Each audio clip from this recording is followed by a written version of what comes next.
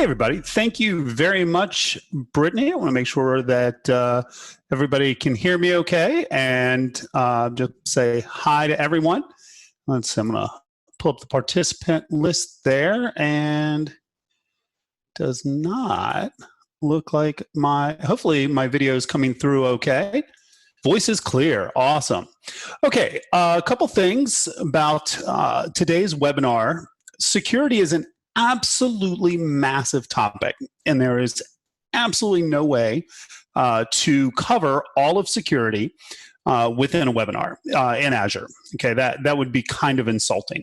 My goal here is to do it at a little bit high level, but still take a look at some of the real tools that we can use to set up basic security. Now, I've already got a question in the Q&A, and I'm going to get to that once we get into content a little bit. Generally, I kind of keep an eye on Q&A. If there's a question I can answer in the flow, I'll do that. But if I haven't answered your question, it's going to be one of two things. I'll answer as many questions as I can at the end. I will stay and answer all the questions that I can answer at the end. If there are questions that I do not have the answer to, then I am going to postpone the answer to that, and I will email you any answers that come up, because what I'm not going to do is I'm not going to in this webinar give you information that I'm not solid about. And I will tell you, I'm an Azure person.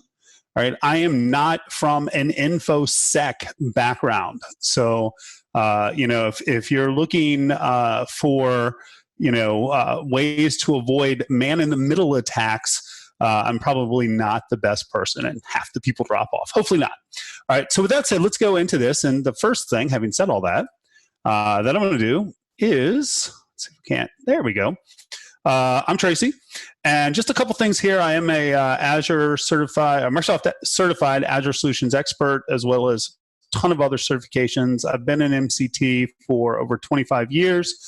And if you want to reach out and ask me questions after this, or whatever else you want, I will be more than happy to do that. You can see my email address there. Also, I'm desperate for growing my Twitter account. So if you want to follow Tracy Wallace INE, it will make our social media person very happy. So there we go. That's really all about me. Now, what are we covering here in this webinar? All right, we're going to talk about identity and what identity is in Azure and how you can protect that identity. We'll look at some basic information protection capabilities within the Azure environment. And we'll also take a look at network protection. And kind of part and parcel of network protection is connectivity, right? How are you getting into the Azure environment?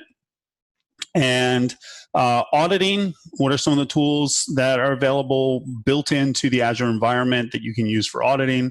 And what are just a quick couple of security tools that are built into Azure that may be of use for you as you kind of go along. Now, there's two questions up there. The first one really is a fantastic intro question that is kind of difficult to answer. Question came in: as a new, less than 1 month user using Azure for a small company, less than 30 employees, we've added MFA to the company. Outstanding. As well as Intune, etc. What should be the next big security thing I tackle once MFA is finished, or what order should things be done in? That depends a lot on what you are doing with your Azure subscription. Is your Azure AD for working with Azure? Because then you're going to have a particular set of steps, a lot of which we'll talk about here. Is your Azure AD primarily for Office 365? And then you're potentially looking at some additional or different approaches. Also, bring this up now before we dive into this, and I will bring this up a few times, okay? Everything costs money. And there's some basic security capabilities that are available directly within Azure. And then to get enhanced security capabilities, like one of the first things I would recommend on that question is to look at conditional access and access reviews, but all of that requires a premium Azure AD subscription. So sorry about my phone ringing there. I turned everything off except for that. There are a couple of other questions that came in. Please go over the Azure certification track. I will be more than happy to do that at the end.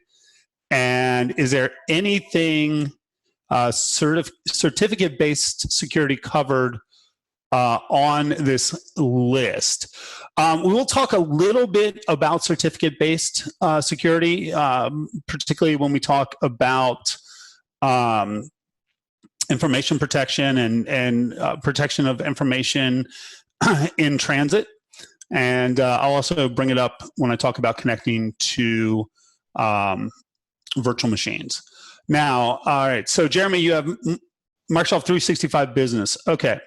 For 365 Business, probably your next step would be to look at Azure Information Protection. Okay, now that's different than just kind of the generic information protection I'm going to talk about here. Azure Information Protection really is specifically, it's a tool set specific for Microsoft 365. And that would be simple answer, the next thing that I would look at. Okay, so there we go. Actually, I think I got the questions that were up front out of the way. Now I want to go ahead and talk about identity a little bit. All right, and I'm going to start out talking about Azure Identity, and I'm going to stop my video because my webcam is attached to my Microsoft Surface that I'm going to draw on, and that would probably just end up looking a little bit weird. All right, Azure Identity. Okay, and here's what I'm doing. You may well be aware of this. You may not. I'm not going to go too deep into this. Okay. When it comes to Azure, and when I think about Azure Identity, we really have two different components. Okay. I've got Azure AD. And Azure AD is where my identities are kept, and it's also used for authentication, right? And now Azure AD is the authentication provider for, that was a little bit larger than I meant, an Azure subscription.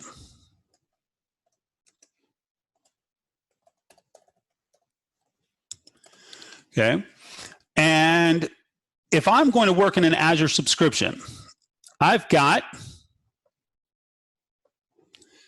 within the Azure subscription, I've got resource groups. We'll just say RG here. And I also have resources, right? I'll talk a little bit about role-based access control, but that is, the Azure ADs handling the identity and the authentication. If I'm a user and I want to get used to my tools here. I just changed my tool set. That's a user. If I'm a user and I want to get to a resource in an Azure subscription, I'm going to go through Azure AD, right? I'm going to log into Azure AD. I'm going to get my identity, and then that identity is going to be used to have access to the resources in Azure subscription, right? Now, the reason I do this other box over there is because Azure AD, as per the discussion we had just a moment ago, is really just an identity and authentication service. And in fact, it works with a number of, and in fact, the number is thousands of web applications or cloud applications, right? And so if you've got, for example, Microsoft 365, you have Azure AD. And Azure AD is supporting the same services for Microsoft 365 that it does for Azure subscription. So when we talk about security in Azure, right, we're really initially, we need to understand that we're kind of talking about two different securities, right? We're talking about Azure AD security And then we're also going to talk about Azure subscription security. And really, with Azure, we go down to another level, which is the resource itself. And that is something we're going to get into as we go through Azure Identity. All right. Now, Azure Identity Protection. There are a number of things that you can do within Azure to help protect the identities within Azure that are managed within Azure. And specifically, I'm talking about Azure AD. Okay? And three of the things that I think are really key, and really I should have a fourth one on there as well. Azure Identity Protection, multi-factor authentication, and conditional access policy. Azure Identity Protection, now this is one that is only available if you pay for it. Okay? It's really powerful, simple to use, and it costs money. Simple as that, right? So if you're on the free tier of Azure AD, you are not going to have Azure Identity Protection. What it does is it runs in the background, and it looks at two types of risk. It looks at-risk accounts. So these are accounts that may be compromised, and it also looks for risky logins. Okay. Now, I'm not going to go into depth as to how they are defined because, again, this is a webinar, but there's a lot of intelligence that goes behind that. And essentially what it does is it comes up with a risk score, and you can determine what you want to happen based on risk scores. And MFA, multi-factor authentication, I think most of us are probably familiar with multi-factor authentication. That is a built-in capability. Now, the multi-factor authentication that is available really depends on what license you have for Azure AD. If you have the free Azure AD license, so in other words, you go and you say, hey, I want an Azure AD subscription. You create a subscription. In order to have a subscription, it creates an Azure AD tenant. That by default is going to be free. Now, at the free level, your Azure AD owners, so your global administrators, as they're called, can have multi-factor authentication. But if you have that free tier, they are the only accounts that can have multi-factor authentication.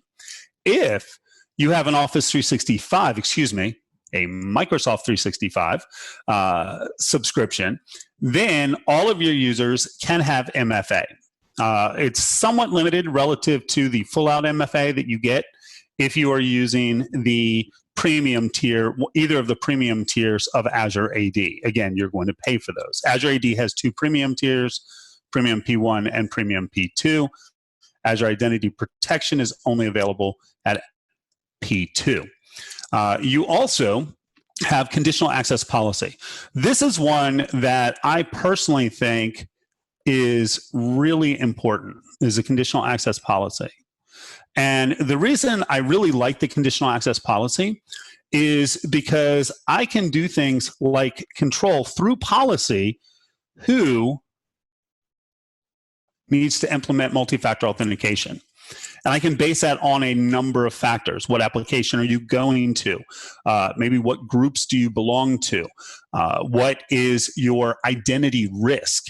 And so based on those, I can actually not only do things like activate MFA for certain users in certain conditions, but I can also block access based on what those conditions are. So I think conditional access policy is something that is really powerful within Azure AD. And again, if you're paying for a premium tier, then I would absolutely recommend taking a look at conditional access policies.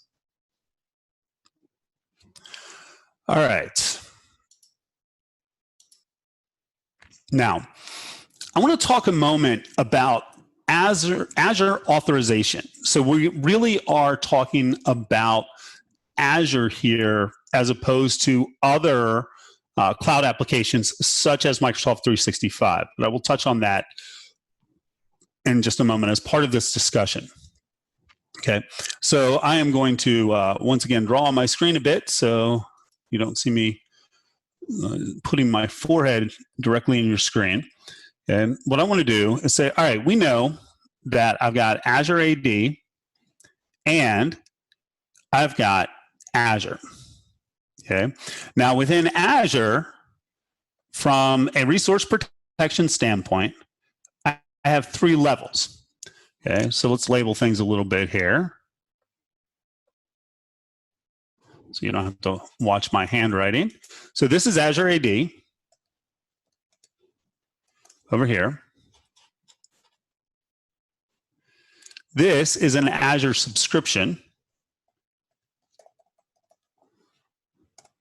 Within the subscription, there is a resource group, which I totally did not space properly. And then I've got a resource, let's say, a little less generic. Let's say this is an Azure. Let's do it down here so you can actually, or over here, you can actually see it. Okay, this is an Azure SQL DB, some resource. Now, here's the thing, right? Over here in Azure AD, you're going to have what are called principals. And we've got users, and we've got groups, and we've got service principals, which I'll just say SP. And we're not going to go into details of what they are, but they're identities, right?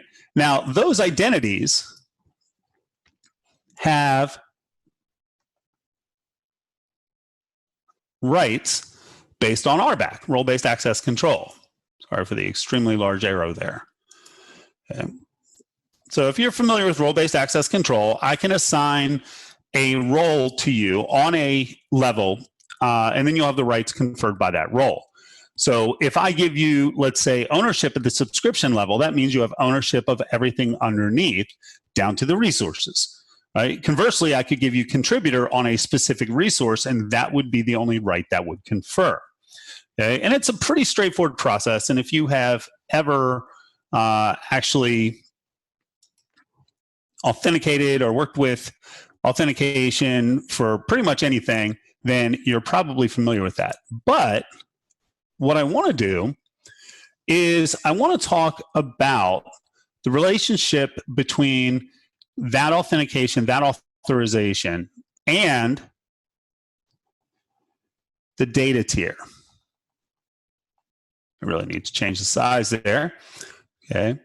Now, when we talk about Azure authorization and Azure in general, there's actually 2 different what we call planes. Okay.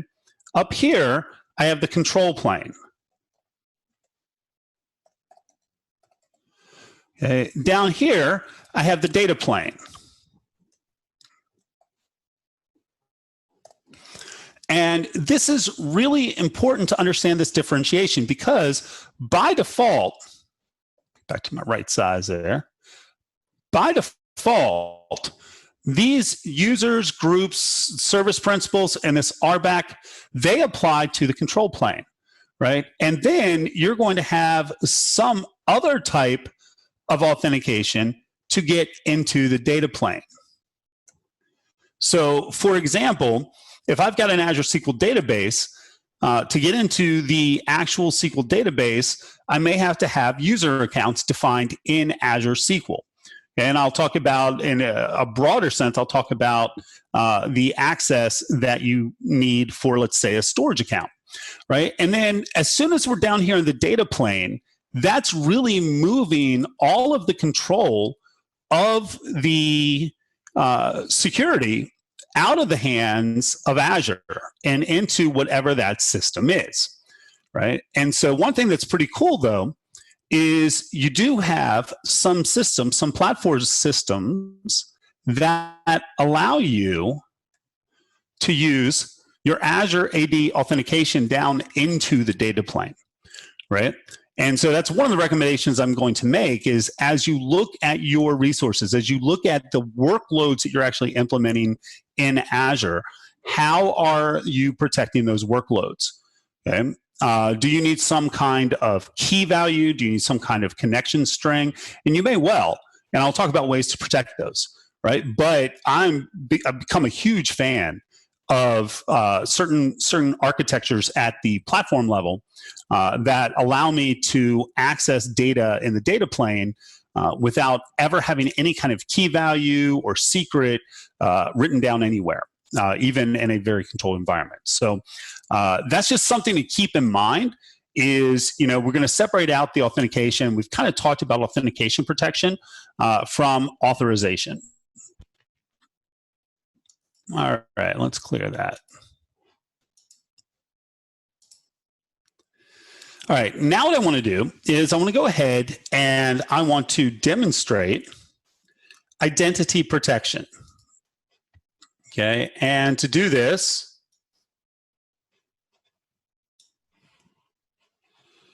come over here and bring in my Azure portal.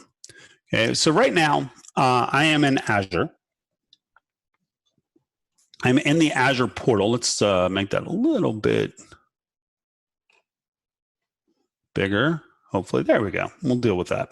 All right, now I'm going to switch around tenants. I've got multiple tenants, and I'm going to go over to this tenant because it has the premium P2 license, which gives me everything that I want to show you some identity protection. Hopefully. There we go. All right, I'm going to go down to my Azure Active Directory. Okay, and we're going to take a look at a few different things. First of all, I'm going to go to users. And I've got 3 users that are in this particular environment. I've got a task global admin, a task user, and me. Okay, and let's pop over here, and I can go over to multi-factor authentication.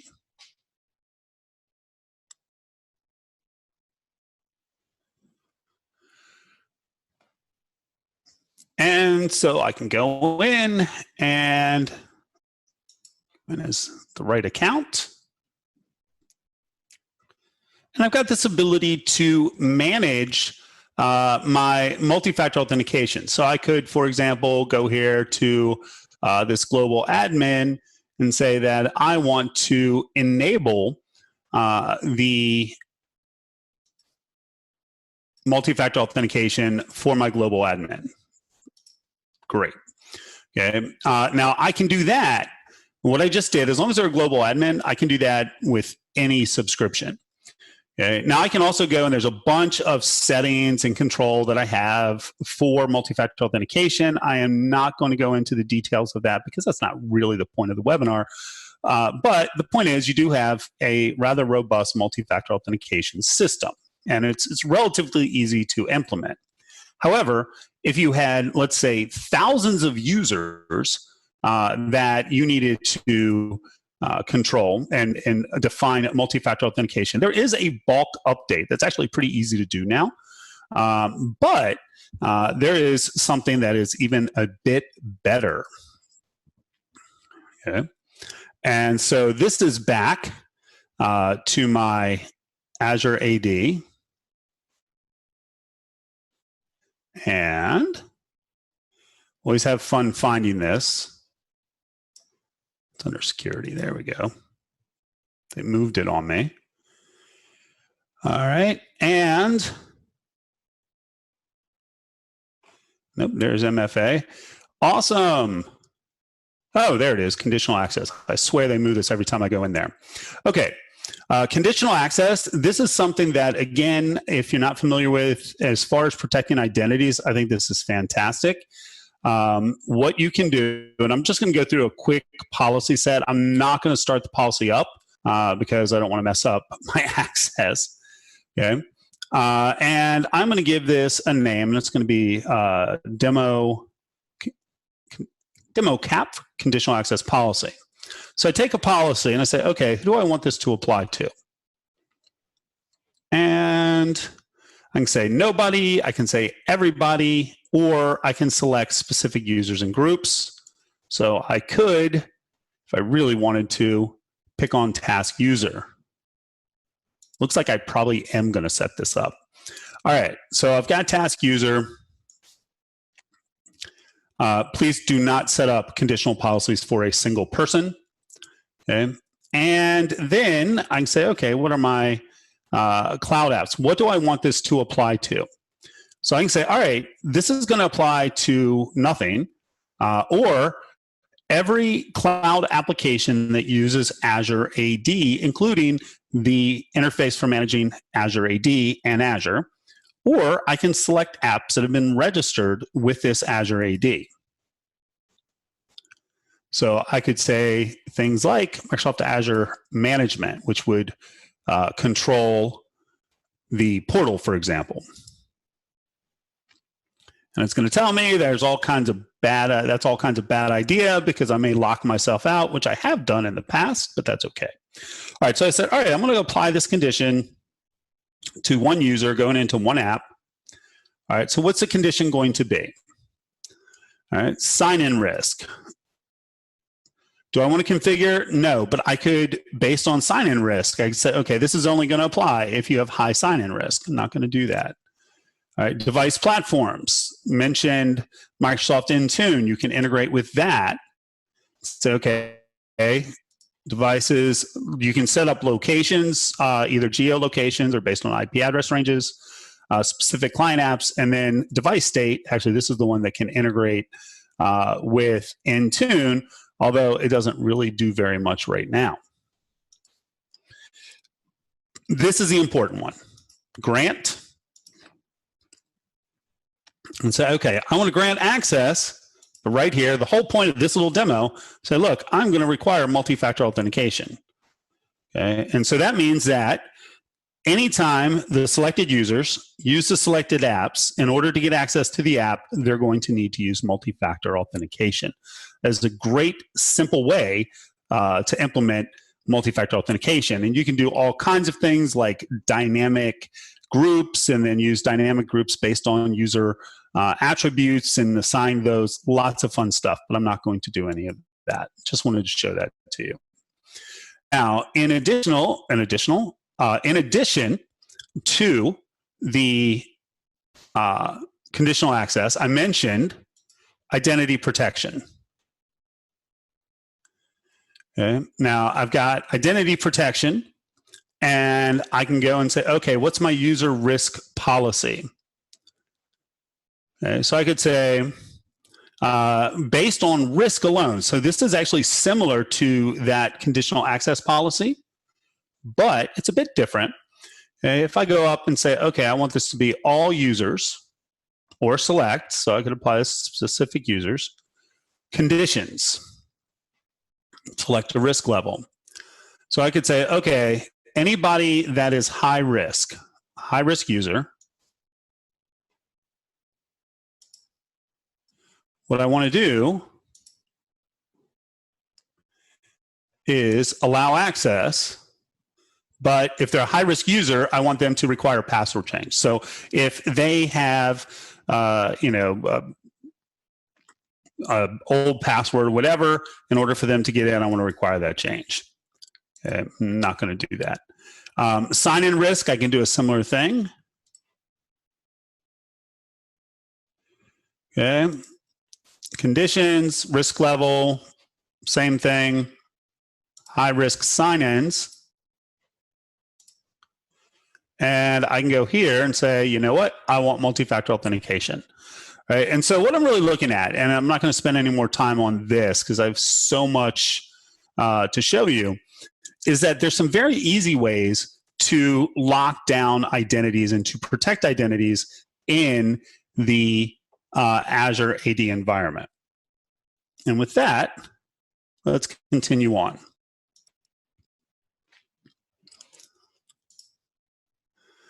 Now, protecting subscriptions. And so if you've got Azure AD, that's great. You're protecting Azure AD, but you also want to protect your subscriptions. Okay? So what are some things that you should do to protect your subscriptions? First of all, always assign roles at the proper level. right? I can assign roles at the subscription level. I can assign them at the resource group level. I can assign them at the resource level, right? And there's actually some additional tricks you can play. For me, I always try to assign at the resource group level. That gives me, on the one hand, I'm not managing thousands of individual role settings. On the other hand, I'm not giving people access to everything in a subscription. Also, make sure you're assigning roles, right? So proper role level and proper role, right? If somebody does not need to be an owner, do not make them an owner. There are dozens of built-in roles. The three core built-in roles are owner, contributor, and reader.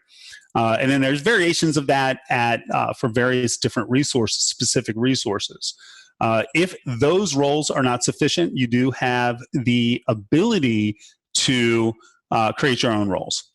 One thing you should be aware of is that in the Azure environment, and again, this really is particular if you're using Azure subscriptions as opposed to, say, just using Azure AD for Office 360, or excuse me, Microsoft 365, is that you have Azure AD roles and you have Azure subscription roles. Okay, so owner and contributor and reader and billing reader, those are all subscription roles, right? But global admin, global reader, those are Azure AD roles. Now, by and large, the Azure AD roles don't apply to Azure subscriptions unless you make certain settings. For example, I can set it up so that if you're global admin, you have ownership rights in any subscription that's using that tenant. Okay. If you're using Microsoft 365, there are quite a number of Office 365 specific roles that are available in Azure AD. So you want to make sure that you have that balance. By the way, and I didn't see this until just now, looking over at the questions, are you going to touch on Microsoft 365 and forensics? I will tell you now, sorry if you were holding on for that, we're not going into Microsoft 365 and forensics. There's huge tools for that, but those are really pretty specific for Microsoft 365. And can you apply any group policy type device management policies when joining a device to AAD? Without having time to go into the specifics of the answer to that question, the answer is yes. Okay. There's definitely some caveats and some specifics, but basically the answer is yes. Okay. Back to protecting subscriptions. Implementing policy. I'll tell you a quick story. Prior to coming to INE, I was doing some work building hands-on exercises. And the company that I was building them for wanted to publicize this. And so they made these exercises publicly available and anonymously available. And the idea is that it was an exercise similar to our tasks, very similar to our tasks at INE, where a user goes and does something in Azure. And that company was actually providing the subscription for the users to go in and do this. And one of the things they had for these exercises was you were supposed to define policy to control what types of objects, what types of resources a user could create in that subscription, right? So I'm a user, I come in, I bring up this exercise, it tells me that I need to do these things, and I need to have enough rights and enough capabilities to do that without necessarily doing other things, right? And one way to control that, of course, is through roles. Right. So, you know, if I want you to be able to provision virtual machines, but not provision HD Insight clusters, right, I can do that by role. But what a role can't do is a role can't tell you that, for example, you can only provision certain size virtual machines. And what happened over the weekend when the company made these exercises publicly available and anonymously available, is a couple people figured it out, and they spun up very large virtual machines, and they did Bitcoin mining at the expense of the company. The company was not happy. Okay, so had all kinds of role-based security set up, but I did not have policy-based because I was like, I'll get to it. And it's my life lesson, learn from mistakes, that anytime you're allowing people to interact with an Azure subscription, you should have policy on that subscription. And policy allows you to restrict resource types, resource locations, many different resource settings, including size, for example. Okay, and Security Center, which I'll talk about in a little bit, actually runs on policy. So there's this policy subsystem. If you're not familiar with it in Azure, it is really powerful, and the policy subsystem is just part of Azure. You don't have to pay anything extra for that. Okay.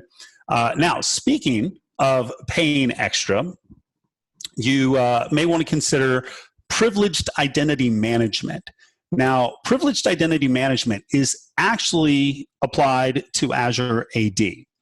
And what privileged identity management does is it allows you to have just-in-time privilege escalation. Let's say that we have our absolute best system administrator. His name happens to be Carl, okay? And Carl manages our resources in Azure. However, as a security best practice, right, except when Carl needs the rights to do so, we want to give Carl limited privileges, right? It's for Carl's safety, for everybody's safety, right? But we've got a failure in one of our core web apps. Carl needs to get in there and needs to be able to do whatever he needs to do to fix that. What we can do is have just-in-time privilege escalation. So I could actually go and let Carl request to be part of a group that would have the rights he needs. And I can configure all that. And that's going to be audited. And it's also it can go through a workflow. So either I can say, look, if Carl requests it, Carl gets that. Or I could say, okay, if Carl makes this request, we have to go through an approval policy before we can let Carl do that. And that can all be set up through privileged identity management. The process is audited. Also, privileged identity management gives you access review. And what that allows you to do is to periodically look at your groups and who belongs to groups, right? So if you're in a very large organization, people move around. You may have people in groups that really don't need to be in those groups anymore. They may have access levels that you don't really want them to have. And that is one way to protect your subscription. Now, the privileged identity management does actually have a requirement that you have to have the Azure AD Premium P2 license for that. All right. Now, what I'm going to do is I'm going to take a quick look at some of the things that you can do to protect your subscription. And I'm already going way longer than I intended, so see about getting this done relatively quickly. I'm just going to implement one of those. Let's go home. Not home, I already am home actually. Let's go to my actual tenant. And what I want to do, I've got it comes up here, hopefully. I have a resource group for the webinar, and I've got a bunch of stuff in the resource group. Okay. And what I want to do is I want to say, okay, I want to put some limitations on this resource group. And thinking about that nightmare scenario that I had, I've already got a few virtual machines, okay, and hopefully these are all relatively small.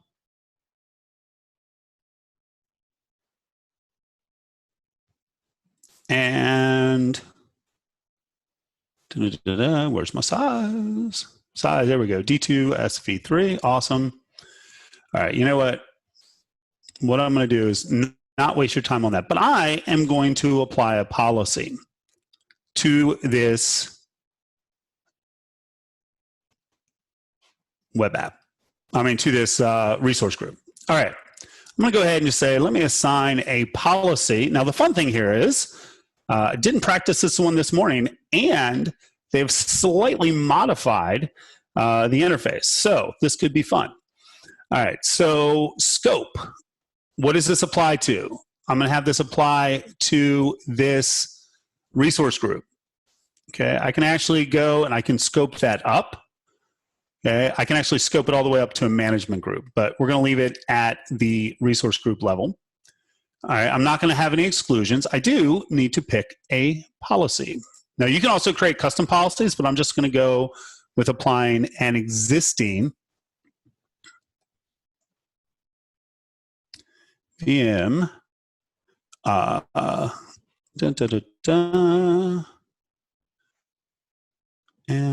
UPC? No, not UPC. SKU. I would just do SKU. Might be size.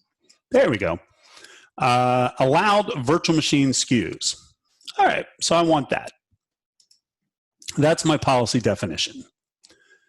Okay, and the policy is going to be enforced. Next, have to pick the SKUs that I want. Okay, and D2S V3. D2S V3, that's kind of my go-to. All right, next, remediations. No, I'm not going to remediate it, although you can. Okay, but I will create it. All right. So I've got a policy. Now, the only problem is that the policy has not started yet. So what it will do, and it probably will not do it right now, create a resource.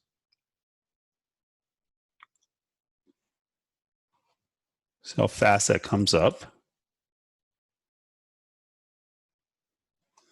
I'm just going to go and try to create a resource in the webinar here.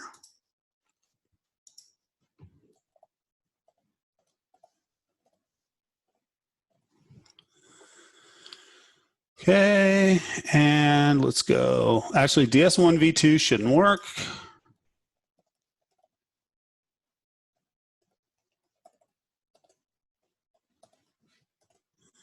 Give it.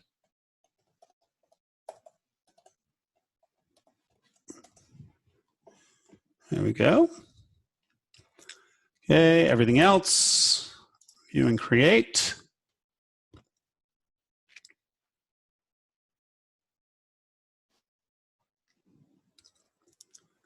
All right, let's see here. Looks like I've, oh, there's more.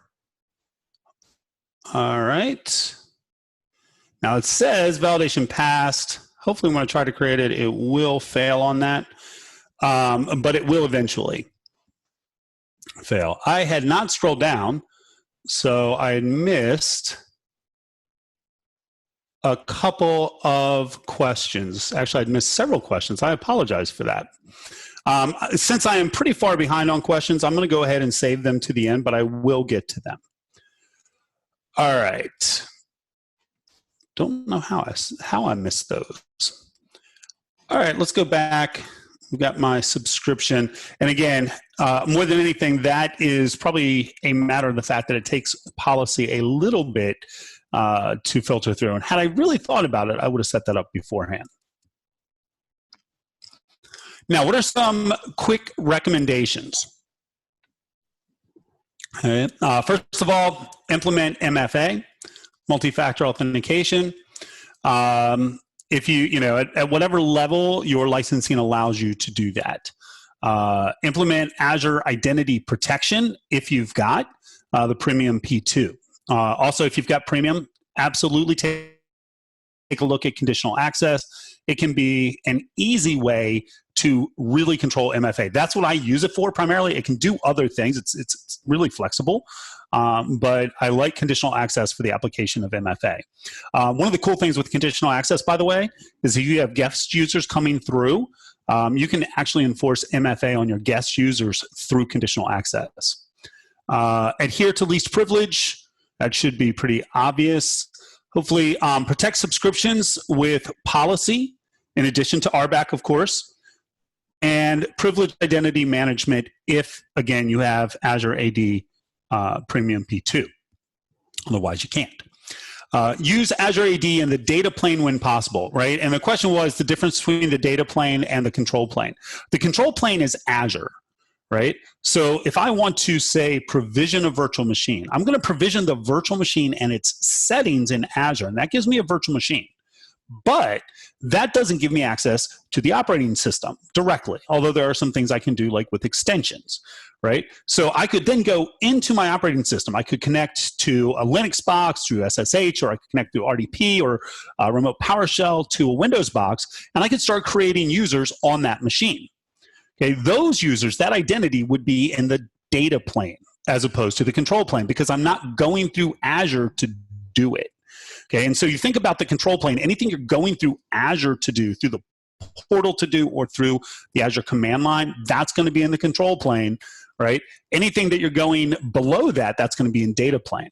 And now there's a number of, particularly platform as a service features, resources, that allow you to use Azure AD to really authenticate down into that data plane. And that can save a lot of hassle. All right, now I'm going to talk about information protection a little bit.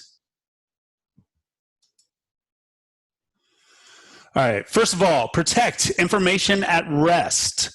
First and foremost, encryption at rest. At this point, just about everything in Azure is automatically encrypted at rest. This includes storage accounts. This includes Cosmos DB. This includes MySQL. This includes PostgreSQL.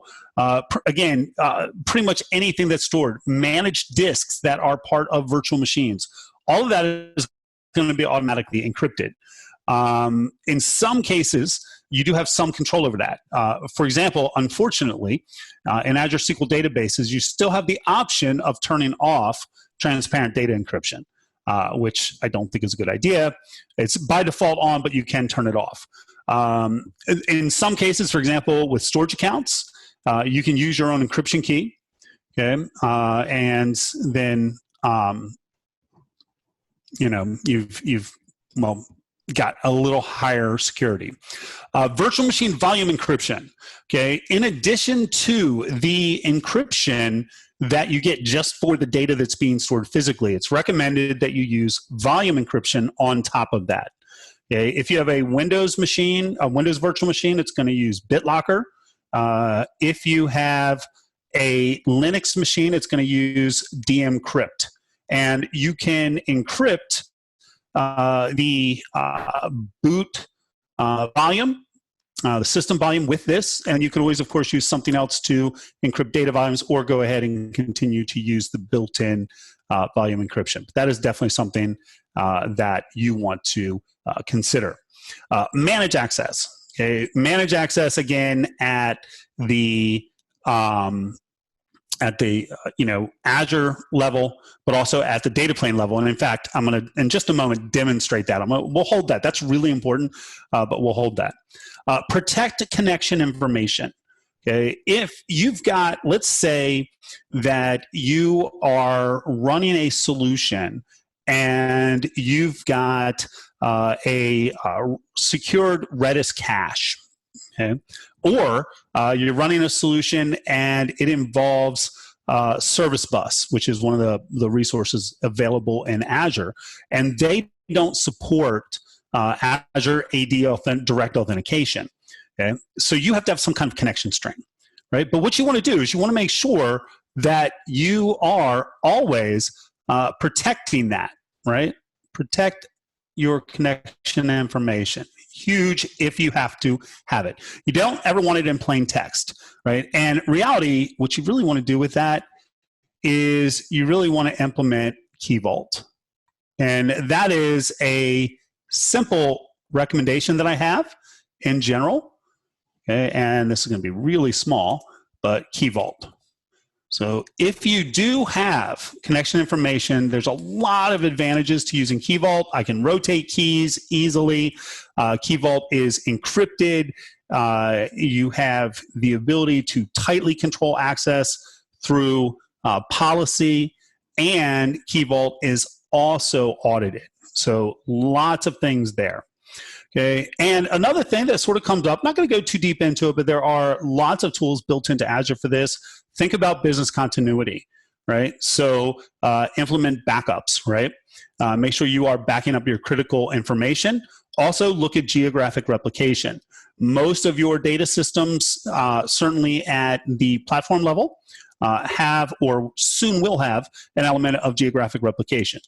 Storage accounts, Cosmos DB, Azure SQL databases, off the top of my head, can all be very easily set up with geographic replication. All right, and so that's something you don't necessarily always think about from a security standpoint, but it is important. Now, I want to talk about managing access, and I want to just hopefully relatively quickly. All right, I've got a storage account. Now, that storage account,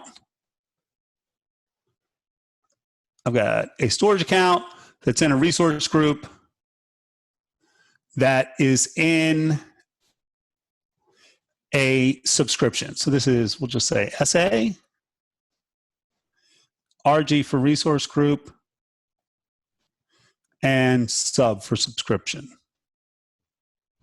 Now, within that, and that's all at the control plane, right? But then within the storage account, I have a container, and within the container, I have a document, right? So we'll just say, we'll actually write those out. Fairly small, but better than my handwriting. All right, so that's a container, and even if you can't read, at least you can see it's labeled. If it's too small to read, hopefully it's not. And this is some document, right? And we'll just say document.docx, a horribly named document that's being stored in a container. Now, traditionally, okay, I had a couple of ways that I could access that content. In order to access that content, make this a little more readable, okay, I need to have what's called a context. And traditionally, there's two ways to develop a context. One is to use a key. Okay? Storage account has two keys. Those keys give you full access to everything. Okay? So if I go and generate a context based on that key, I have absolute rights to everything within that storage account. There's no way to control that. That is, again, literally the key to everything. Okay, so those are dangerous. So in addition to that, Microsoft has what's called a shared access signature. Okay, now a shared access signature has a number of advantages. Okay, it is time limited. It is much more granular. Okay, and it's time limited, it's granular, and you can actually set permissions. Okay, so what that means is I could have a SaaS, and I could assign you the SaaS. I could send you this shared access signature, and that shared access signature might be just for that specific document. And so you could use that SaaS to access the document, but nothing else. Okay, so that's a much better approach to authentication or authorization. Okay, but now there's an even better approach, and that is integrated Azure AD. So we know that I've got Azure AD at the control plane level, right? So I've got Azure AD, and I know that Azure AD is controlling my access to everything in the control plane. But now what I can do, erase a few things here so it's not too junked up. Okay, now that Azure AD can actually flow all the way down to the actual object level. Okay, in this case, a document, right? And so now there are specific roles within Azure AD that impact blob storage and also impact queue storage, both of which are part of storage accounts. And so I can assign an Azure AD account to a role that has access, let's say, to read documents. I can assign that at the resource group level, at the container level, or at the document level. And that is really similar to what the shared access signature does, except, frankly, it's a lot easier to manage, control, and implement. Okay, so when we talk about controlling access using the best tools, right? What you don't want to do, if you can possibly avoid it, is you don't want to build context that way, right? This would be the worst. Using a SaaS is better, but they're kind of painful, right? And then using Azure AD authentication would be the best. And the cool thing is for storage accounts, and also for the other one that pops to the top of my head is Azure SQL databases. The Azure AD, it doesn't cost anything to add it in, which is pretty cool. All right.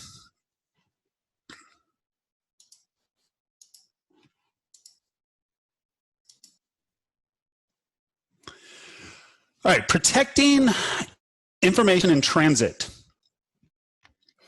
A couple things. First of all, you can require TLS access for web apps and REST APIs. Okay, simple as that. I'm going to show you that. And you can also set the version of TLS for web apps and REST APIs. I can also require TLS access for storage accounts, which is the default. One thing with TLS access to storage accounts can have custom domains associated with them, but a storage account does not have the ability to have certificates. So you can't, if you have a custom domain for your storage account and you need to have access to it, that cannot be done through TLS. Instead, what you would maybe want to do, first of all, decide whether or not you really need a custom domain for that, and then also consider setting up a content delivery network, because Azure Content Delivery Networks do allow you to implement certificates and have SSL to custom domains. So that's pretty cool. Require encrypted database access. Now, for some platform databases, for MySQL, for PostgreSQL, for MariaDB, it's automatic. You do have the option for an Azure SQL database, which again is something that I keep every time I go. I hope it's not there anymore, but there is the option to set and not require it. If you are using Azure SQL databases, consider using end-to-end encryption. That's a feature of the Azure SQL database driver, where the encryption key is never stored centrally. Use SSL termination for web applications and REST APIs. Now, what that means, there's actually two different systems that can support SSL termination. They are the application gateway and the Azure front door. Okay, in both cases, I can set up a certificate at that level, so at that resource that's in front of my web app. All right, and so connection is going to, let's say demo.ine-demo.com. All right, that certificate is loaded in an application gateway, right? And then the application gateway is just communicating back to my web app, let's say, using the web app's intrinsic URL, okay? And still using SSL back to the web app, but protecting the web app by another layer by adding in that SSL termination. So that is definitely something that you want to consider, is take a look at SSL termination for your web apps and for your REST APIs. All right, now what I want to do is I want to show you requiring, hey, there we go. I want to show you requiring encryption. It's a very simple thing for a web app. This deployment failure here, by the way, it's going to tell me that the policy assignment that is not going to allow it. That was a policy assignment I set up that's not going to allow that size VM to be created. So that worked. Okay, jumping back. Here I have INE TLS. So this is a web app that I had installed earlier. And it's kind of interesting what this is going to do. I'm going to go to custom domains. Now, when you create a web app in Azure, it's going to have a default domain, which is going to be whatever name you give it, .azurewebsites.net. And there is a certificate associated with that maintained by Microsoft, which means that, if I go to that, it's going to go, and it's going to go over HTTPS, and I have a secure connection, and everything is happy. Okay, and this web app, by the way, very complex web app. It literally just puts up a string telling you whether or not you've connected via a secure connection. Thank you, ASP.NET Core MVC. Did that this morning about 10:15 my time. All right, now I have another domain here, tls.ine-demo.com.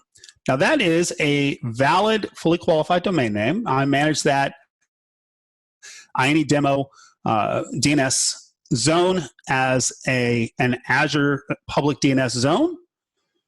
Okay. And if I go there, it's going to come up. Now, what's interesting is this came up. It tells me it's a secure connection, but if I look up here, it's saying this actually is not secure. Okay, because even though it's actually told me to go over HTTPS, it's actually doesn't have a certificate. It interestingly enough still allows it. Okay, but that's problematic. So what I want to do here. Now notice HTTPS only is off. So even though it said HTTPS, I should be able to go up here and just go to HTTP. Oh, and it's still, well, this worked earlier, darn it. Let's open up another one. Love live demos.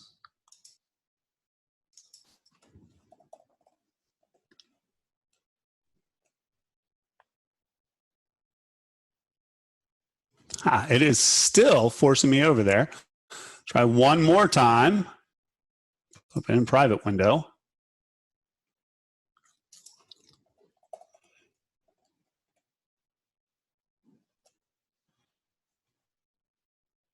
There we go. All right. So this allowed me to go in over HTTP. That was a lot of effort, and sorry for shouting in your ear there, but that was a lot of effort to get that. Okay, but I can now actually disallow it by just setting that. Simple as that. Okay, I am now going to require HTTPS. Okay, and if I go to TLS SSL settings, in addition to requiring HTTPS, I can set the minimum TLS version, which, by the way, the minimum by default is 1.2. I set it down to 1.0 playing around.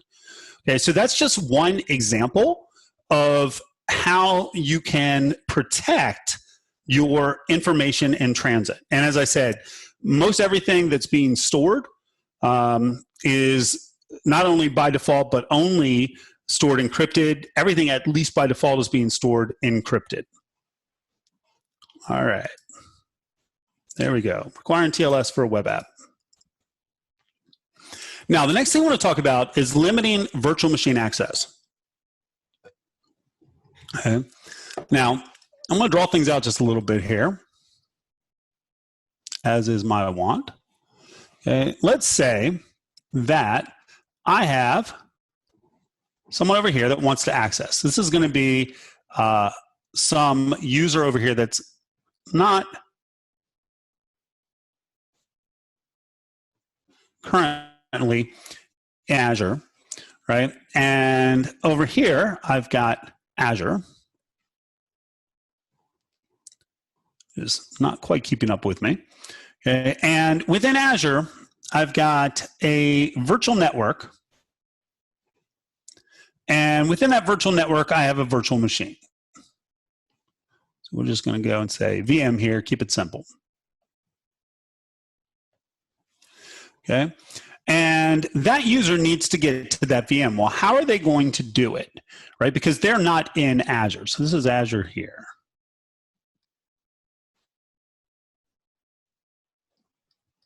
How is that user going to get to the VM? Well, the worst thing that you could do is you could add a public IP address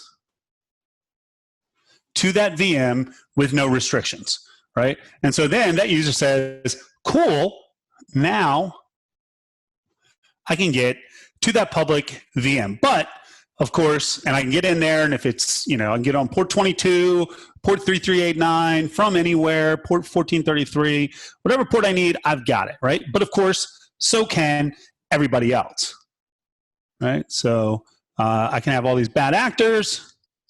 They've all got access to that as well. Okay, so at a minimum, what you always want to do is you always want to implement, at a minimum, an NSG. Network Security Group. Network Security Group allows you to limit access to a virtual machine.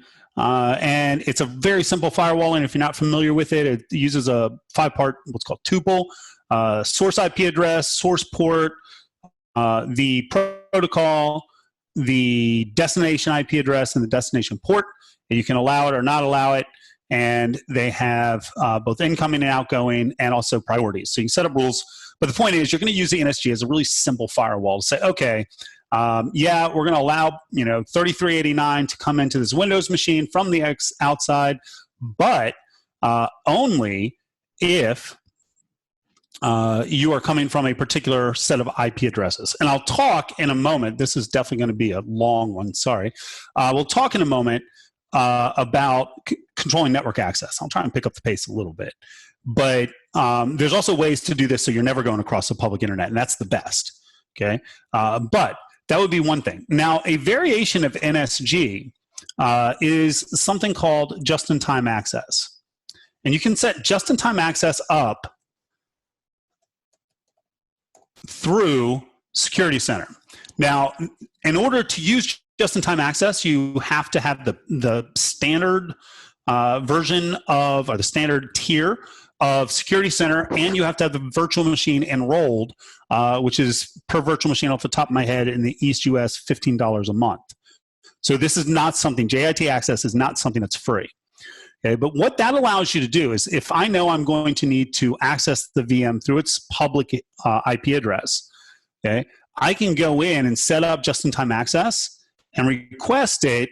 Okay, and then what it will do is actually create an NSG rule that allows me access. At all other times, the NSG rules do not allow access to that VM. But with just-in-time access, I can say, hey, I need access for the next hour from my client, and it can grant that access by creating a specific NSG rule. That's really what it does, right? And then that's all going to be logged and audited, and you can go back and see it. So if you're going to use NSG, if you can enroll and spend $15 a month, then I would look at that approach. The just-in-time access is granted through the Security Center. Now, a better approach is to not even have a public, direct public IP address. Instead, what you can do is set up something called a Bastion host. Now, the Bastion host is still in Azure. In fact, it's still really having issues with drawing size here. It's still in the same virtual network. Okay, but what it does is it provides an HTTPS endpoint through the Azure portal, fully controlled through role-based access control. Okay, and so the user is going through the portal to an HTTPS endpoint, again, fully controlled through Azure AD, Azure RBAC, okay, and they're connecting through that portal using either remote desktop if it's a Windows machine, or SSH if it's a Linux machine behind that particular Bastion. All right, and so now the Bastion is also not free, but the cool thing about the Bastion is you need one Bastion host per virtual network.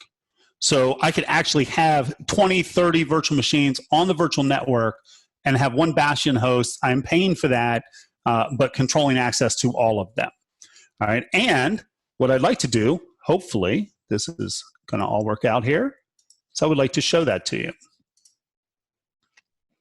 All right, so I set up earlier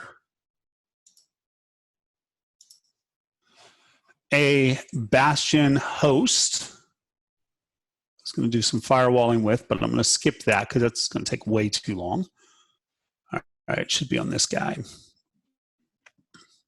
All right, I have a virtual machine here, and I believe this is a Linux virtual machine, if I'm not mistaken.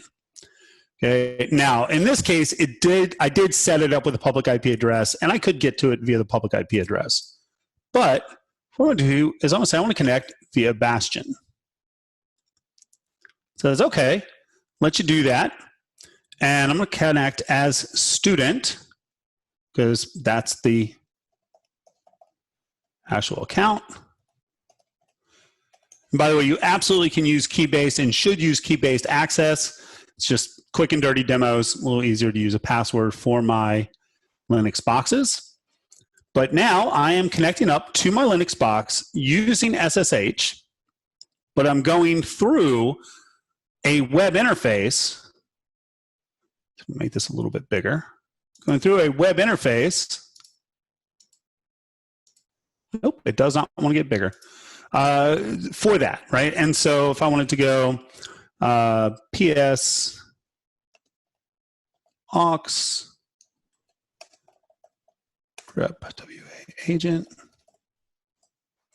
Okay, that's just looking for the Azure agent, and I can see that Azure agent is running. So I am interacting with this machine. I've got full administrative access to the machine, but I'm not going through an actual SSH tunnel. Right? I'm going over HTTPS, no direct access to the virtual machine from my client. Okay, that is absolutely one of my recommendations, is to use Bastion if you do need public access to your virtual machines. All right, now, and again, I'm going to pick up the pace just a bit here, okay, and go in. And again, tons of questions, fantastic. Okay, but let's go ahead and start out with firewalling. Okay, and I was going to go through a firewall demo, but that actually takes a bit of time. So lots of firewall demos in our course content. A little plug there. But just so you know, we talked about network security groups. Okay, basic level of firewalling. They're free. You apply them to either subnets or to individual. Actually, they're applied to network interfaces or to subnets, not really to virtual machines directly, but in any case, again, you have that 5-tuple, you can set it up. Better options: application gateway and application front door. Both of these act as layer 7 firewalls for, actually front door does more than that, but they both can act as layer 7, if you're familiar with the OSI networking stack, firewalls, and they can protect against things such as script injection attack, SQL injection attack, a lot of the common attacks that you'll see at the HTTP/HTTPS level. The Azure firewall is really just a more sophisticated firewall. And you have, for example, things like setting up firewall rules based on fully qualified domain names, okay, and just a lot more flexibility than you have with the NSG. Even better, you've got the network appliances, virtual network appliances. And I'm going to talk about that in just a minute. But one thing to think about, if you've got on-premises security controls, network level, system level controls, you may well be able to apply those, the same way or a very similar way in the Azure environment. So if you're using Palo Alto in your on-premises environment, there's tons of Palo Alto appliances that are available in the Azure environment. So just kind of keep that one in mind. Okay. Speaking of which, okay, some of the different virtual network appliances. Okay, and I've got a list here. Hopefully you can read it. Literally, I did a screen grab, and I was like, okay, let me try and do a little query on the marketplace. These are all in the Azure marketplace. That's going to pull up some of the major players, right? And so, we've got CloudGuard by Checkpoint. We've got Sophos. We've got Fortinet. We've got Palo Alto,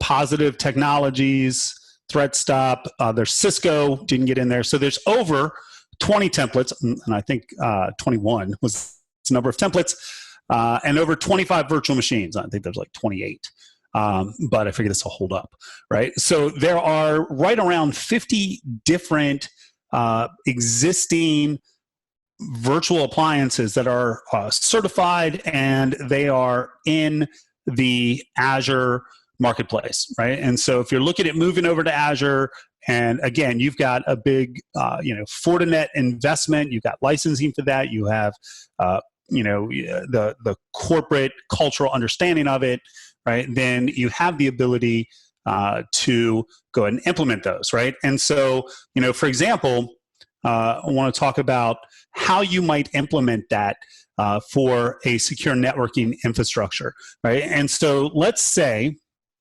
that you've got a virtual network,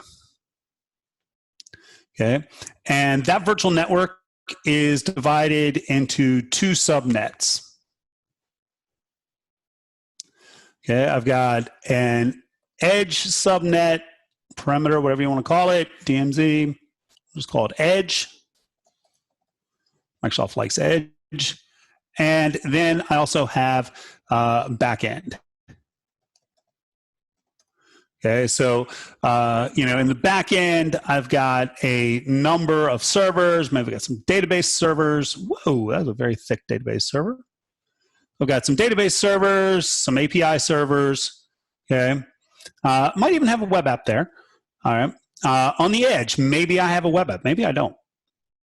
Okay, but what I want to do is I want to protect access. Okay, and there's a few different ways that I could do that. For one, on the edge, I could add NSGs that allow some traffic, let's say HTTPS, okay, but not much else. And on the back end, I could have a very restrictive NSG that doesn't allow any external traffic at all, kind of your basic NSG. Okay, but if I need to access those back-end machines, either from a front-end machine or even potentially from something external, I could set up an appliance. Let's say this is a Fortinet firewall.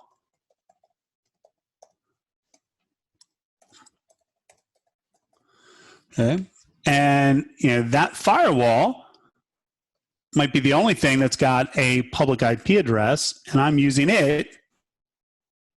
Oops, wrong thing. I'm using it to manage traffic.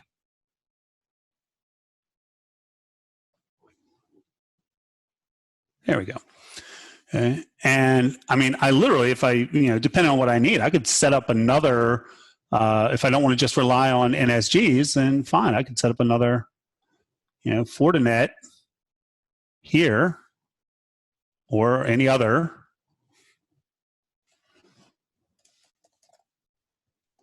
right? Have all incoming traffic come to that.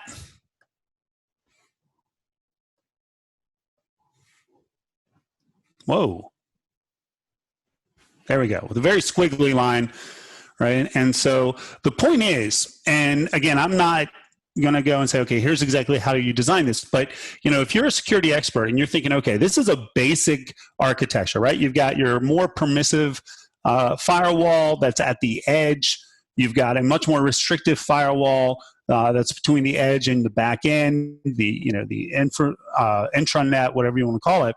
You can do that. And you could do it at a very simple level with NSGs, right? But you can also implement these appliances. Now, of course, you're going to pay for the appliances, both in terms of the actual resource cost as well as licensing costs. But it does give you that capability.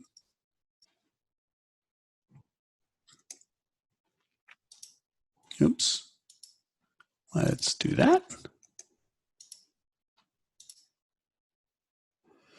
All right. Another thing you can do is you can secure networking for PaaS. And there's a few different ways that you can do this. And this, to me, man, I'm only halfway through this, but we're probably going to, this may end up being a two-parter.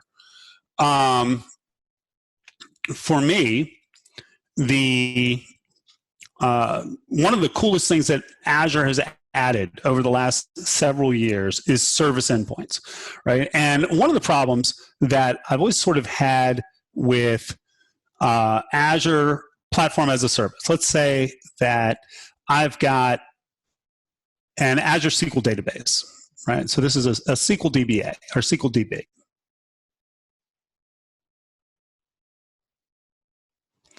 Okay. Now, by default, that SQL DB has always had a public endpoint, right? And so I've got to, actually, SQL's a terrible example because it actually had firewall rules from the beginning. Let's go with the storage account. There we go. I've got a storage account. Now, I'm going to control authorization within the storage account, through keys, or through shared access signatures, or through Azure AD integration. Great. But that storage account always had that public endpoint. So people could still hit it, right? And that's still a vulnerability. But now we have what are called service endpoints. And very simply, what the service endpoint allows you to do is it allows you to firewall that. Okay. I set it up typically associated with a subnet of a virtual network. So we'll just say VNet here. And once I set that up, that's blocked except for direct access from any VNet that's been added, right? And so you are immediately taking away that public endpoint, that vulnerability. Huge thing to use, highly recommend it. And so service endpoints public, what that means is that you're still connecting to what is a public IP address, although from the VNet, it's going to be routed internally. It's never going to go outside of Azure. Okay? With a private service endpoint, you actually have a private IP address associated with a virtual network. Okay? And so you can use that service endpoint directly from a virtual network or from a virtual network that is associated with another peered virtual network. Okay? So that's really pretty cool. And think about that. That means that things that always kind of had that public endpoint, which bothered a lot of people, including myself, now I can set them up without any public endpoint whatsoever. Huge capability. Other things that you can think about, service firewall rules, right? Even if you're going to have a public endpoint, a lot of services, including SQL Server and now storage accounts, let you set up firewall rules to restrict access based on simple IP address rules. Also consider the web application firewall, adding that in there for your, particularly for your web apps and for any API apps.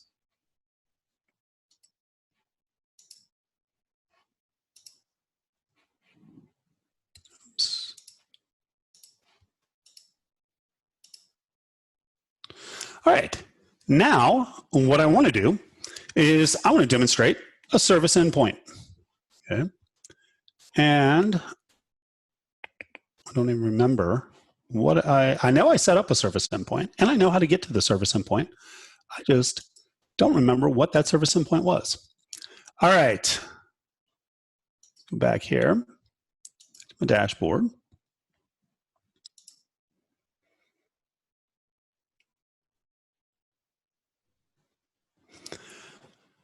All right, let's see what we have here.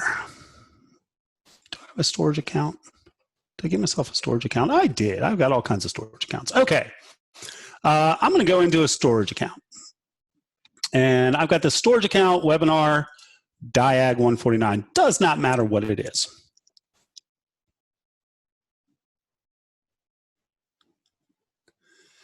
All right. And I'm going to go into my storage account. This is real kind of standard basic storage account. I'm going to go to containers, add a container. We're going to call this thing demo. We give it public container.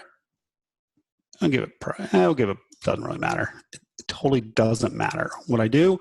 Blob, and there we go. I've got a container. I can go into the container and I can upload a file. No idea what file I'm going to upload.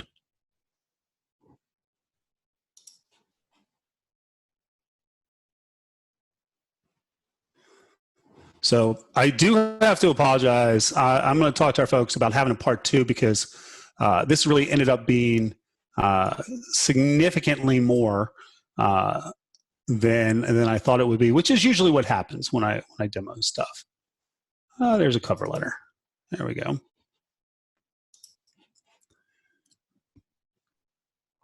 All right. So you can see I can interact with this, right? Well, now what I want to do is I'm going to come back and I am going to set up firewalls and virtual networks. And what this is going to do is allow me to select networks that have access. Okay, so what I'm going to do is add an existing virtual network.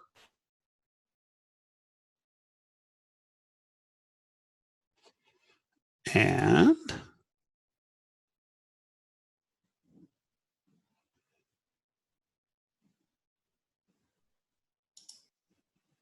okay, slightly concerned about that. Subnets, default, and enable. Now, what this is doing is it's setting up an endpoint.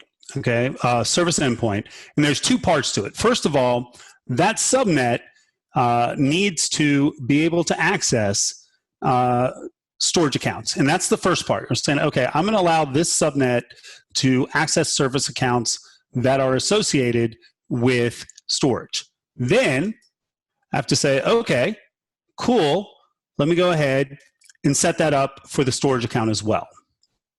Okay, so now my storage account is set up with this virtual network. Right? I can go and say, okay, it's the default INE webinar VNet 728. Awesome. All right. Now what I want to do, let's go back to containers. There's my container. I go into my container. And it doesn't let me. I no longer have access to that container.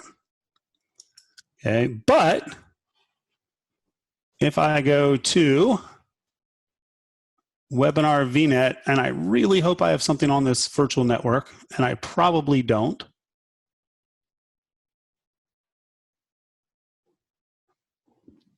All right, I've got should not work. Sorry, this one is probably going to be picked up in part 2.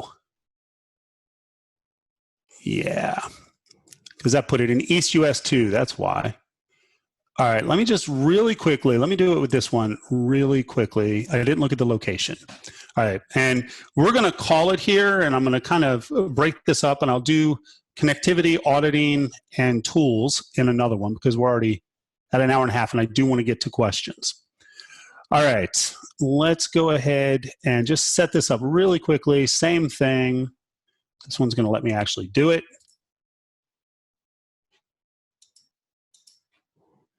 Networks. There we go. Go to that one. And default. Enable.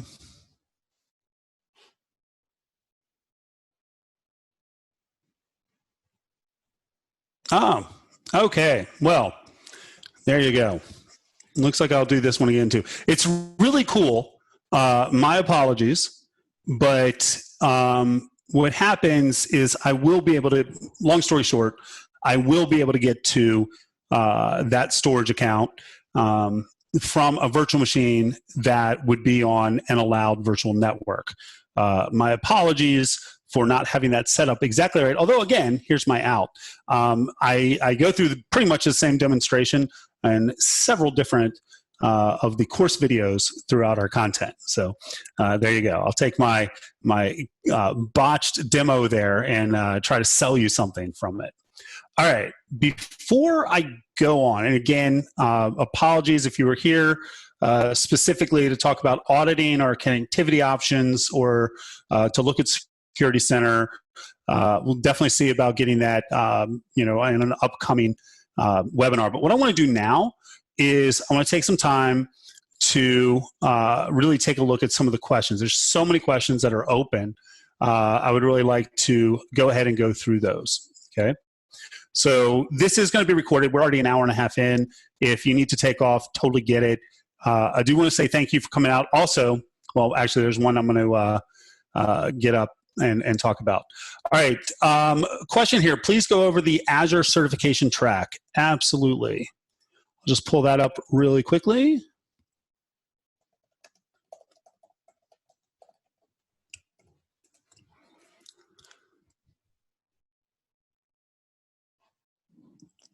And gotta find it from Microsoft. There we go.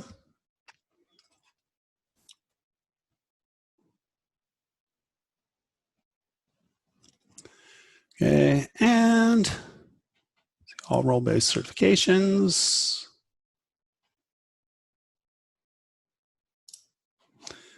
And let's go Azure.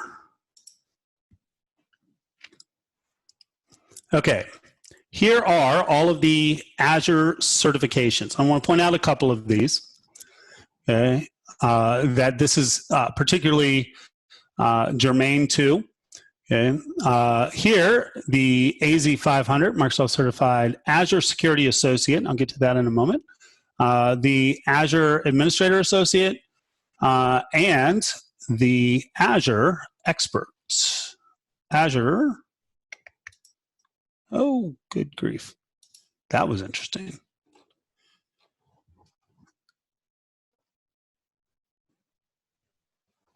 This guy right here. Okay. That is one of the 2 expert level certs that are available on Azure. The Azure DevOps Engineer really is more DevOps than Azure. Okay. So really, in terms of this security, and you could probably make the argument that it applies a bit to the data administration as well. Okay. But definitely applies to security engineer, applies to the administrator associate, and applies to the architect. As far as the security engineer associate, just so you know, we are coming out with a learning path. I hoped that the learning path would have been closed out by now, but this current situation has sort of put everything a little bit akimbo. Okay, but if you are interested in the Certified Azure Associate, okay, the skills: manage identity and access, implement platform protection, manage security operations, and secure data and applications. And you can download the certification skills outline. And that is really the Azure security-related certification. Again, certainly within the next couple of months, we will have a complete learning path with content, quiz questions, and tasks associated with security. There are, and just so you know, actually over half of the topics on the security engineer we already have on our platform because they're covered in some of our other learning paths. All right, so that is Azure certification track, and the fact that there are certification-based security covered in the list that I gave you. Are you? And I did touch on the forensics. That I'm not going to touch on that. I won't do that next time either. Group policy, talked about that. Can one have, great question, can one have O365 Office or Microsoft 365 now without an Azure subscription? And the answer is yes. Microsoft 365, okay, formerly Office 365, does require Azure AD.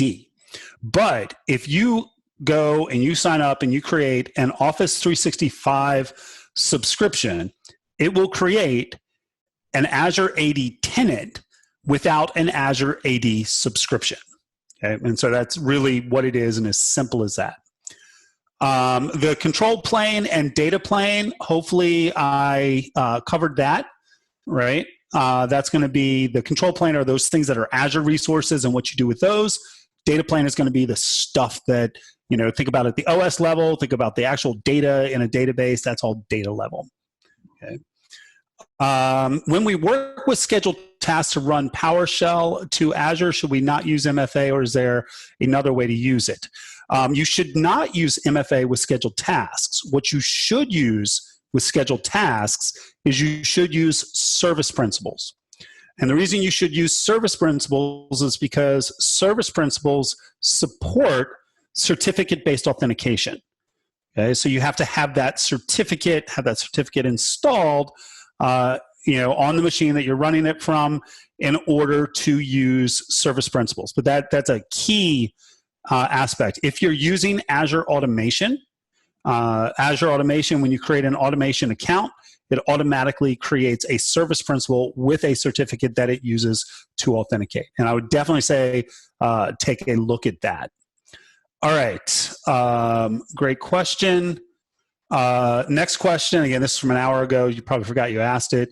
Is the conditional access policy MFA used without the generic MFA for users, and or can they be used in combination? They actually can be used in combination. So if you've got some people that under all circumstance, this person is going to use MFA, right? Maybe I want to make sure that all of my global admins are always using MFA. Now, I could actually do that through conditional policy, but maybe I want that to be more preset and kind of more manual. And then I could set up conditional policy to implement MFA however I want. Do keep in mind that conditional policy is going to require, conditional access policy is going to require Azure Premium. Okay, so you are going to be paying for that. And if you don't have Azure Premium, or if you don't have Microsoft 365 licensing, the only MFA you can apply is for global administrators. All right, good question. What is classified as high-risk user? Is there a list I can look this up? So you cannot look up exactly, but see if I can pull this up really quickly. Azure Identity Protection. It is well documented by Microsoft. You just do a search on Azure Identity Protection. And if you go into the docs.microsoft.com from there, and I don't want to take too much if it doesn't come right up. Okay. There we go. So risk detection and remediation, identity protection, atypical travel, anonymized IP addresses, unfamiliar sign-in properties, malware. So if you're logging in from a malware-linked IP, okay, if it detects, they're actually looking out the behind-the-scenes processing is looking out at sites, looking out at hacker sites to look for leaked credentials. And then it also just has general threat intelligence. Okay. So this applies across both risky accounts and risky logins, risky users and risky logins. Okay. So that is the basis. It doesn't tell you exactly what is what the calculation is, but those are the factors that go into it. So that's a high-risk user. Next, someone said, Jeremy, educating, this is based on like, what's the next step? 100% agree with this. Jeremy, educating your users is the biggest security tightening. Let's pull this over so you're not watching me look halfway across, and these should be all good. Educating your users is the biggest security tightening process. You can implement military-grade security, but at the end of the day, users are the weakest point of entry. 100% true. All right, next question here is Carl's request. This goes back to Carl and just-in-time privilege escalation. Is Carl's request and workflow for granting access for just-in-time privilege escalation all done in Azure, or are we talking about a workflow using some other systems like a ticketing system? All right, so it can be done all in Azure. If I am not mistaken, you can also actually associate a logic app, which means that I could then have that interact with hundreds of different systems, including various ticketing systems. So the answer is actually both. Okay? There's also an API. So you could conceptually, if neither of those do it, there's an API that's going to give you access programmatically at REST API. So you have that. So the answer to that question is yes. All right. So you can test some security settings only as a premium customer. So if I am a learner, how can I discover and test all security options? Or is premium account required for that? Here's the cool caveat. Very glad you asked that question. In any Azure tenant, you can activate a 30-day trial of Azure AD Premium P2, giving you all access to everything in that tier. Okay, and in fact, move this out of the way. That is, in fact, what I did. Here, let's get all that ugliness out of here. Okay. You may have noticed at some point in the demo, I switched my tenant. And you may not be familiar with this. This is just the way I switch between tenants. I've got 3 different tenants that this account has access to. Actually, more than that, but these 3. This INE 0420.onmicrosoft.com I created this month. And I created it specifically because I need to demonstrate some Azure AD Premium P2 capabilities. And so I came in here and I provisioned a tenant. You can literally just go in and create a new resource and type in AD, and you'll find Azure AD, and you just create a tenant. I think you can have like 50 tenants associated with one subscription. And then go to licenses. And I can't remember if it's there. It's here. All products. All right. I've got Azure Active Directory Premium P2. I can try and buy, and I can just go up here and get a free trial, which I already have. So long story short, absolutely yes. I will tell you that is a nightmare to delete Azure AD tenants once you've created them. Why do people always refer as a Linux box? That's a good question. Why do people always refer to a Linux box and Windows as a machine? I'm sure there's some deep psychological reasoning behind that. Great question. Can you place interfaces on the appliance? This is going back to putting a network virtual appliance or virtual network appliance as a firewall. Can you place interfaces on different subnets, so as gateways between those subnets? And that is actually exactly what you do. I didn't draw that out, but that is the way you would typically do it, right? Is you would have, you can have multiple network interfaces on a virtual machine. They can be in different subnets, but they have to be in the same virtual network. Okay, and so I didn't really go explicitly into that, but when I drew the first little appliance, I kind of drew it across both of these subnets. All right. So, okay. So a service endpoint is like a jump box with firewall, allows you to reach a PaaS resource. Not exactly. What it does, what the service endpoint does, is it doesn't give you a jump box. Okay, it sets up a hard firewall on the public interface. Okay, or doesn't even provide it. You can actually now create some resources, not all resources, a few resources. You can actually just create with a private service endpoint, so it's just got the private IP address. Doesn't even, you can't even get it, a public IP address on it. Okay, but what it does is it sets up a hard firewall, locks that down.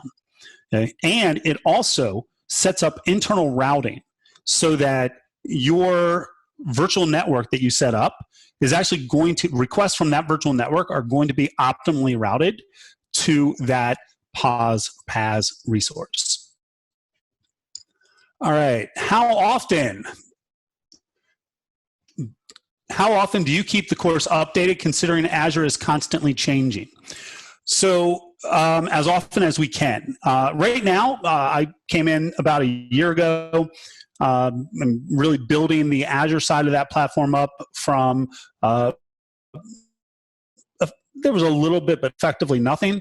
And so ran through and created 3 learning paths, Azure Architect First, Azure Administrator, and Azure Fundamentals, right? All of which, pretty substantial, well over 100 hours of recorded material between them. I don't know the exact number off the top of my head, okay? During that process, Microsoft updated their objectives. In fact, for architect and for admin, they updated them so much they gave them new numbers. Okay, and those are out in beta. Actually, they may be out regular now. And so what we did, as soon as we found that out and we had the base learning paths complete, we just went back and redid everything we needed to do. And so, that came out, I want to say, either sometime in January or sometime in February, and we've completed the update, and it's on our system of the architect. We were literally 5 videos away from completing the admin. I just had a bad week, should have gotten it all done, but so I think out of, I want to say there are 5 courses in the admin learning path, and I think 3 of them are out now.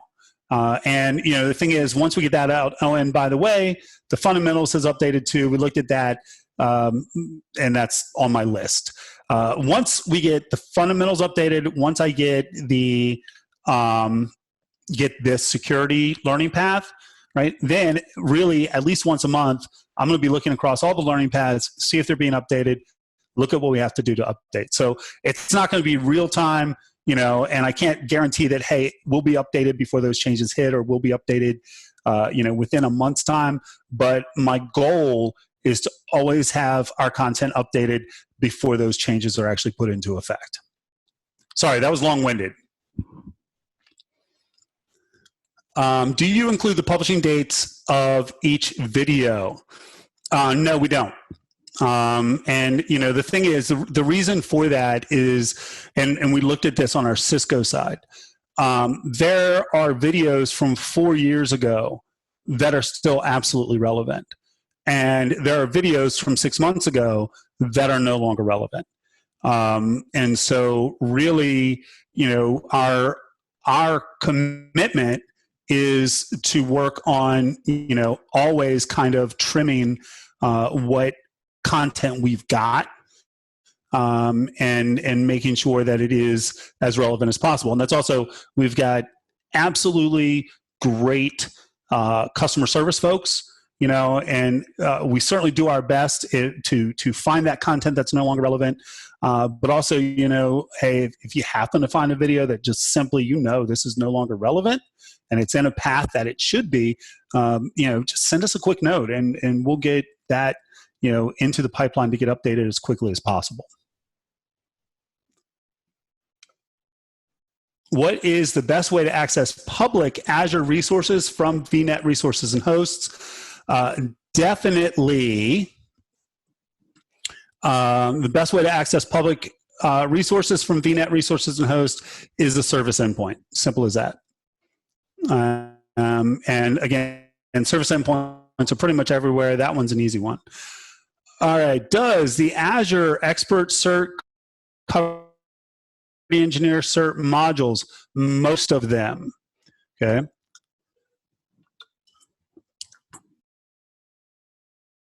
And again, you can kind of look at that. I will say, again, kind of building the content right now for the security engineer with our new content. I want to say 75% of the content is actually used across both learning paths. And probably I could have used some more content across both learning paths, but I wanted to kind of change the focus a little bit of some of the content. All right.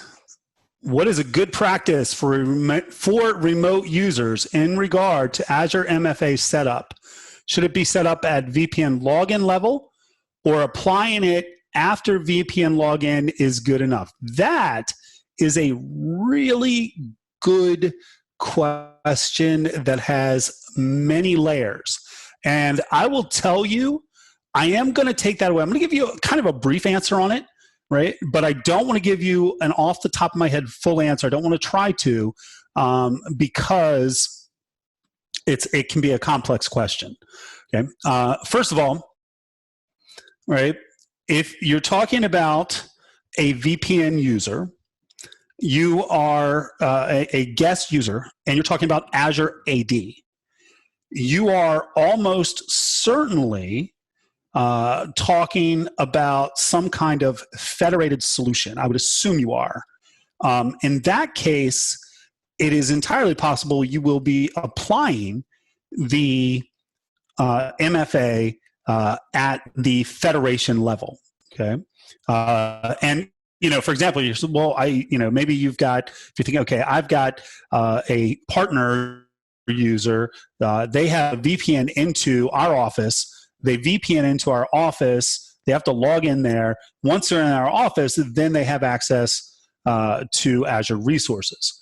Okay, but that's not necessarily access to Azure AD protected resources. Okay, and under that circumstance, I could use, for example, conditional access to say, okay, you're into our system, but when you hit the Azure SQL database, or if you're going into Azure, or if you're going into Salesforce, right? At that point, regardless of how you got authenticated, we're going to go ahead and make you implement MFA.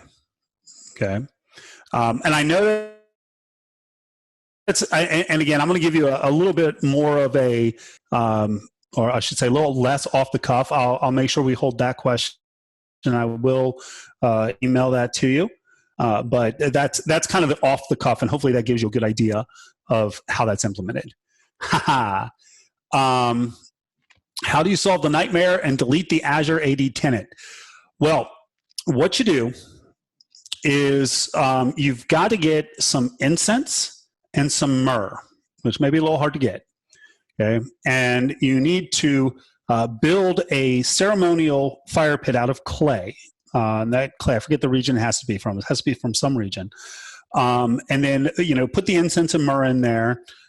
Sprinkle a little olive oil on it and light it on fire. All right. Then you go through the process. No, obviously I'm sort of kidding. But sort of also not kidding. It's a lot easier than it used to be.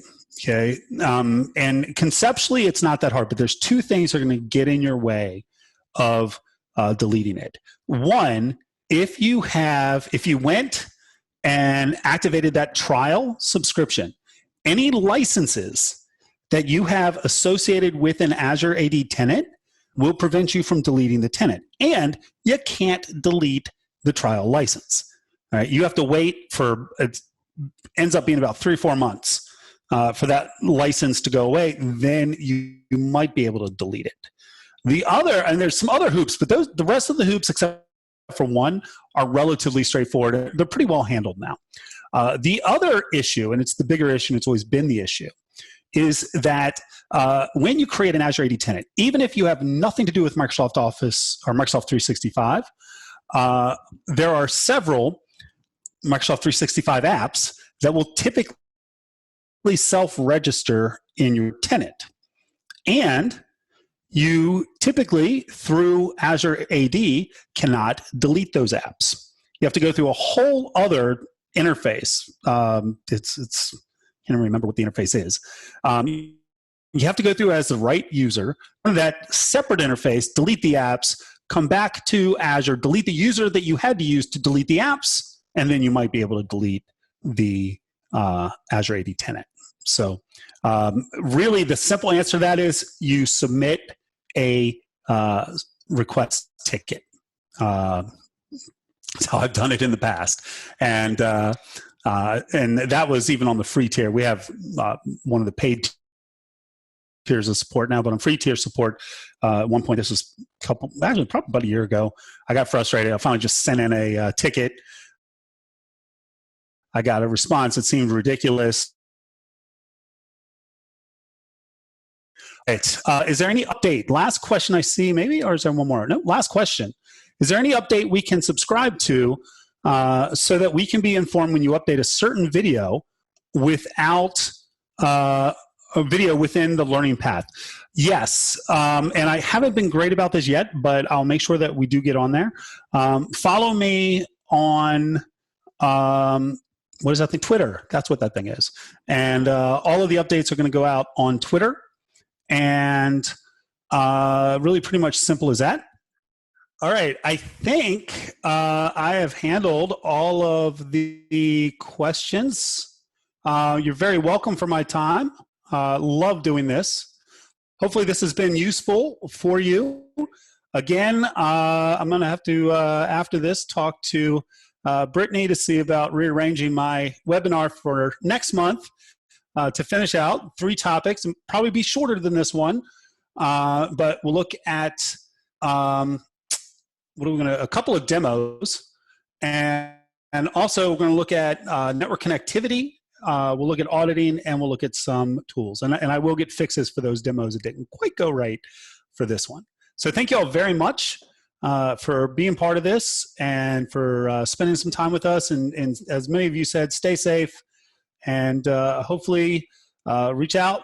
Love to talk to you, and see us at the next webinar. Thank you all very much. And I think we're over. We're done.